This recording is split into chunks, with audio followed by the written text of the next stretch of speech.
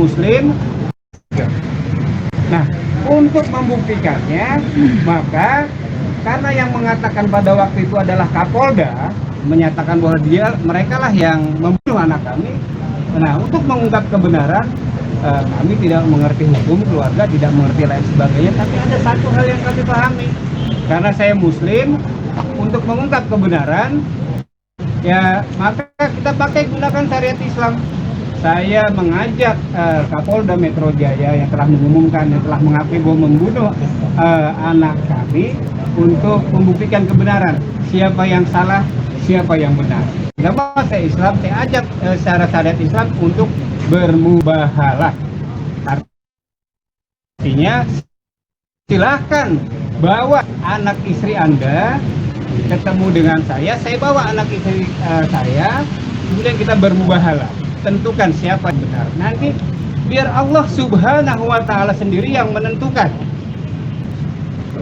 Kalau pihak kami, kalau anak saya yang salah, maka kami sekeluarga akan dilaknat oleh Allah Subhanahu wa Ta'ala beserta keturunan kami. Dan apabila mereka yang salah, mereka yang zalim, maka mereka lah yang akan dilaknat oleh Allah Subhanahu wa Ta'ala beserta keturunan.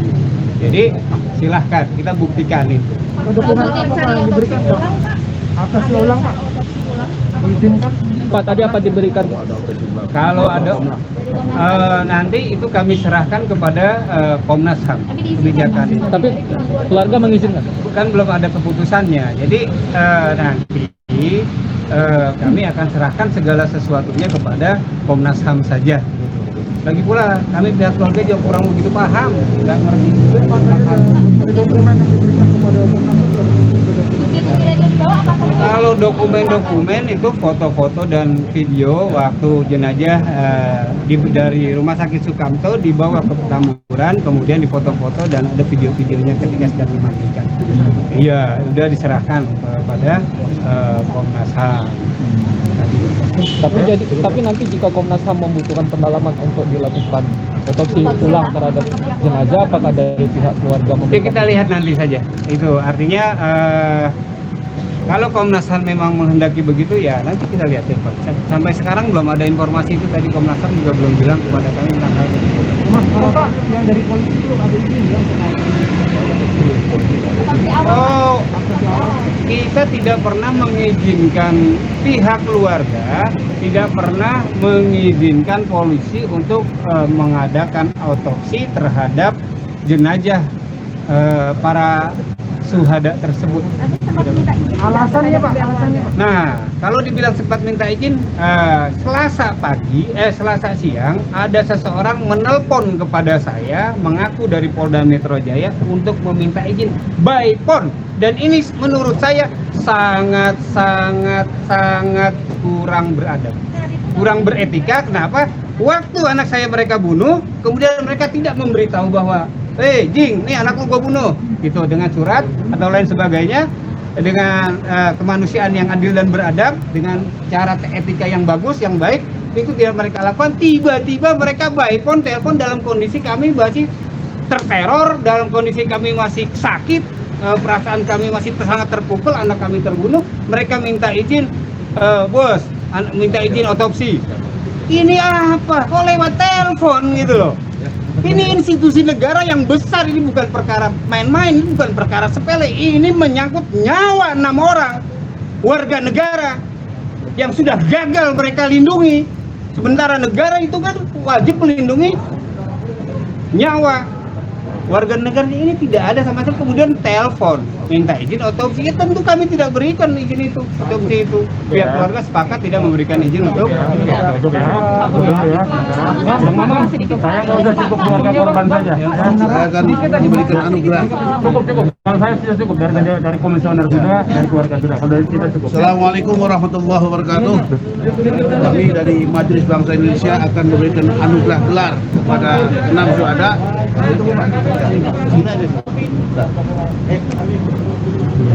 Kami dari Majelis Bangsa Indonesia akan memberikan. Baik, kerabat Neno, saya berada di halaman Komnas HAM dan baru saja kita mendengar dan menyaksikan ucapan ya dari keterangan dari salah satu keluarga korban dari 6 Laskar FPI, dan sekarang sedang dibacakan semacam pernyataan ya dari Forum Majelis Bangsa Indonesia, dari membacakan. Mau silahkan diambil dulu. Para purnawirawan TNI, praktisi, kaum profesional, akademisi, para cendekiawan yang bergabung menganugerahkan gelar kepada 6 Laskar FPI yang gugur dalam pengawalan dan pengamanan Habib Muhammad Rizik Syihab, Imam Besar Umat Islam. 1. Andi Oktiawan 33 tahun, Ahmad Sofyan atau Ambon 26 tahun. 3. Faiz Ahmad Syukur 22 tahun. 4. Muhammad Reza 20 tahun. 5. Lutfi Hakim 25 tahun. 6. Muhammad Suci Hadafi 22 tahun. Sebagai pahlawan nasional revolusi akhlak. Takbir! Takbir! Besar harapan kami agar para suara tersebut menjadi suri tauladan bagi kita semuanya dan menjadi penyemangat untuk lebih gigih dalam memperjuangkan tegaknya keadilan dan kembalinya kedaulatan. Kerabat di sana ada sedikit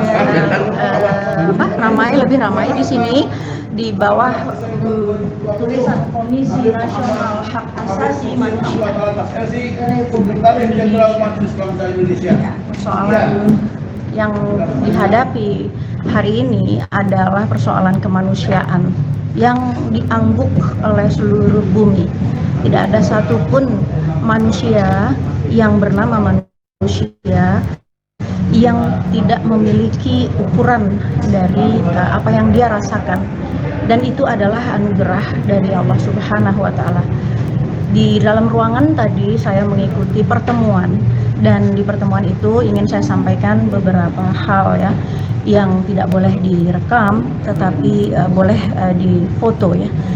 Yang pertama adalah keterangan yang paling penting dari para ibu, keluarga, ayah korban ya. Mungkin lihat ininya ya kali ya, ada angle ini mungkin lebih baik ya kalau bisa. Oh, tidak bisa ya, oke, karena terbatas nih, karena ini dia live streaming, jadi baik, nggak apa-apa. Yang pertama adalah adanya keluarga-keluarga yang menyatakan secara gamblang apa yang mereka temui pada diri anak atau keluarga mereka.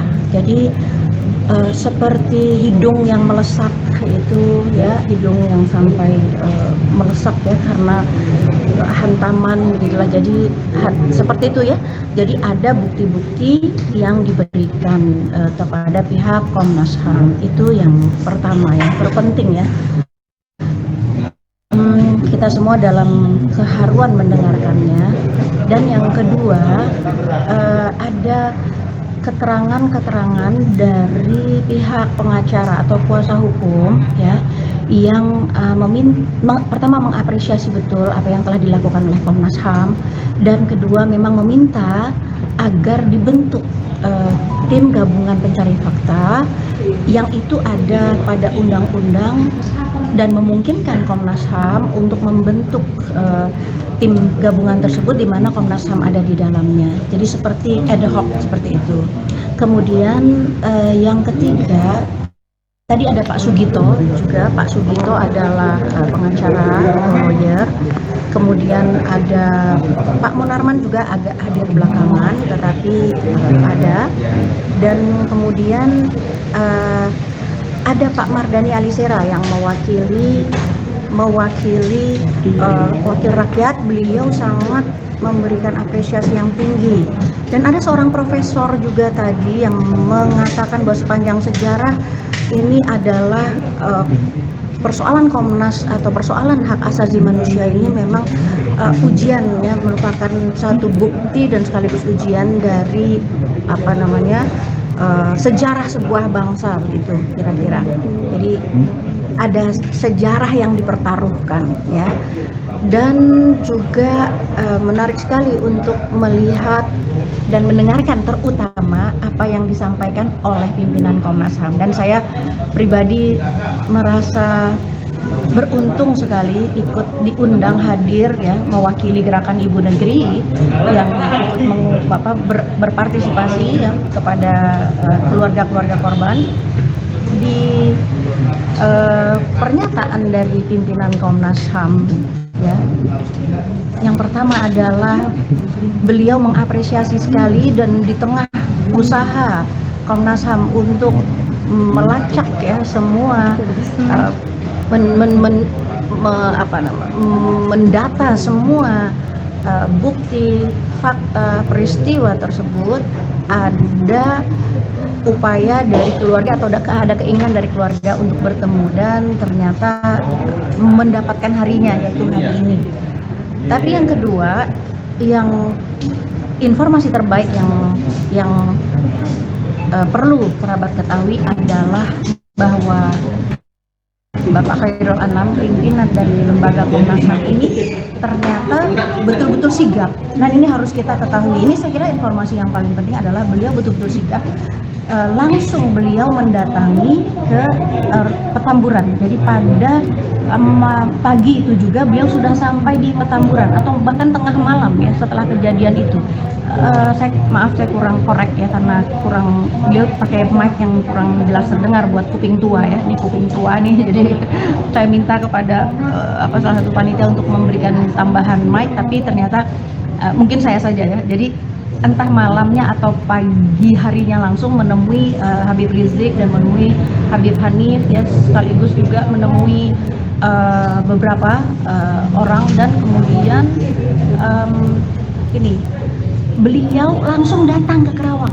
Hari esoknya itu sudah sampai di Kerawang dan di Kerawang itu beliau justru menemukan banyak hal yang lebih detail lah kira-kira seperti itu. Itu yang pertama. Yang kedua, walaupun Pak Mardhani Alisera mengatakan ya bahwa dana yang dimiliki oleh Komnas HAM itu sangat terbatas, tetapi kelihatan dan nampak sekali dari pihak Komnas HAM ini menginginkan kesungguhan dan menginginkan jelasnya kasus ini, menjadi terang benderangnya kasus ini, dan itu nampak sekali dari mulut Pak Khairul Anam ya.